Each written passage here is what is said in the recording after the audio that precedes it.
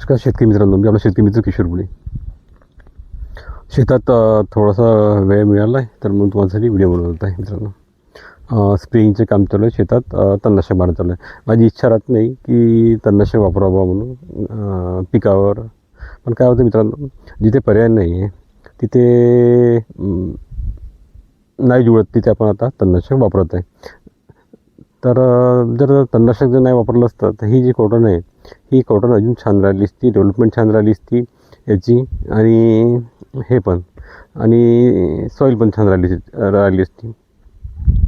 पण मित्रांनो जिथं पर्याय नाही तिथे आपण वापरत आहे. आमच्याकडे ग्लायसेलचा स्प्रे मारणं चालू आहे. तर मित्रांनो काय होतं की आपण जसं आता तुम्हाला सांगितलं, मी इथे हे घेतलं होतं, बोरू झिंचा तिळी मिक्स घेतलं होतं आपण, मूग वगैरे असं, आणि मग ते आपण जमीन मिक्स केलेलं होतं. तर इतक्या प्रमाणात जेव्हा हे राहते इथे, बायोमास जेव्हा राहतो, सेंद्रिय कर्बोदके हा इतक्या प्रमाणात जेव्हा राहतो इथे, तर इथून बघा, इथूनच सर्व गोष्टी निर्मिती होते मित्रांनो. पिकाला वेगळं काही लागत नाही, बस काय लागते आच्छादन आणि वापसा जो आपण निर्माण केलेला आहे.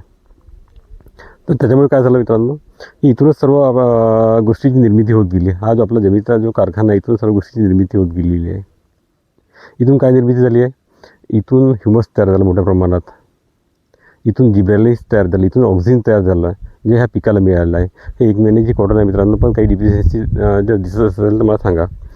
सगळं व्यवस्थित. आपण काय केलं आहे, फक्त जमीन मेंटेन ठेवलेली आहे.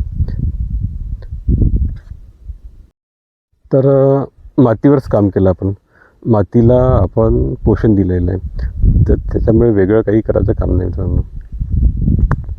तर इतक्या मोठ्या प्रमाणात बायोमास ठेवला आहे, त्याच्यामुळे काय झालं आहे की पिकं आपले व्यवस्थित आहे. इथून पिकाला सर्व गोष्टीच्या निर्मिती होत आहे. तर मी तुम्हाला अजून एक दाखवून देतो मित्रांनो. तर ते मला एक हे वाटलं होतं. तर इतक्या मोठ्या प्रमाणात आपण इथे बायोमास जमिनीवर ठेवलेलं आहे. तर त्याच्यामुळेच काय होतं आहे की ही जी लेअर जी तयार झाली आहे, ही पूर्ण शेतीची ही गांडूळमय झाली आहे. ठीक आहे, पूर्ण A to Z.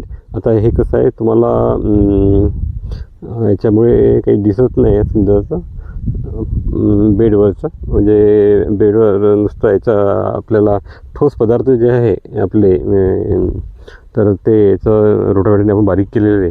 तर त्याच्यामुळे काय होतं, मला हे दिसत नाही आहे. पण ही जर लेअर बघा, ही पूर्ण गांडुळाची लेअर आहे, पूर्ण A to Z पूर्ण क्षेत्र गांडुळाची. आणि इकडे पण बघा मित्रांनो, सेम पूर्ण असा जी कालीन अशी म्हणतो ना आपण, गालीचा जो पसरवला आहे, ही गांडुळाने पसरवलेला आहे. तर वेगळं आपल्याला काहीच काम करायचं काम नाही मित्रांनो ह्या फील्डमध्ये, शेताचं.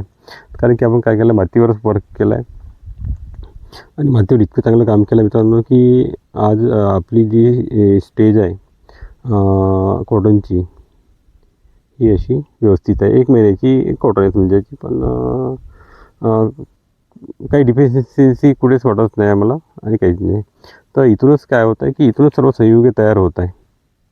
तुमचे जिब्रेलिस तयार होत आहे, इथून ऑक्सिजन तयार होत आहे, इथून ह्युमस तयार होत आहे. तर हे इथूनच हे आपलं पिकाचं पोषण होत आहे. इथूनच समजायचं खनिजे सर्व गोष्टी इथून मिळत आहे. तर इतक्या प्रमाणात मित्रांनो बायोमास जमीन ठेवा, सेंद्रिय कर्ब ठेवा. इथूनच तुमचं कार्बनची लेवल वाढणार आहे, इथून सर्व गोष्टी होणार आहे.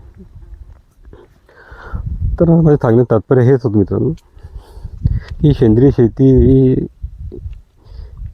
कंटिन्यू करत राहा, तर तुम्हाला एक ना एक दिवस त्याच्यातून तुम्हाला रिटर्न मिळत राहील. तर व्हिडिओतली माहिती तुम्हाला जर आवडली असेल मित्रांनो, लाईक करा, शेअर करा, आणि माझ्या जैवधारा चॅनल आहे त्याला सबस्क्राईब करा. धन्यवाद मित्रांनो.